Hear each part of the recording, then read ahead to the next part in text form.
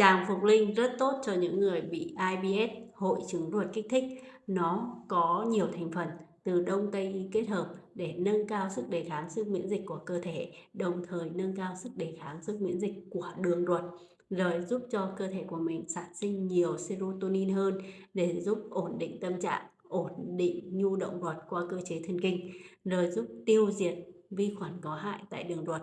rồi giúp cơ thể của mình có khả năng ổn định tổn thương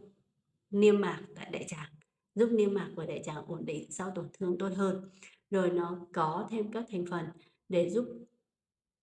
ổn định các triệu chứng tại đại tràng như tiêu chảy, táo bón, phân sống, phân nát, đầy bụng, chướng bụng, đầy hơi, khó tiêu, xì hơi nhiều, đánh rắm thối, vân vân, là giúp ổn định chức năng tiêu hóa. Dùng cho những người bị viêm đại tràng, hội chứng ruột kích thích, đại tràng kích thích, đại tràng co thắt rất là tốt.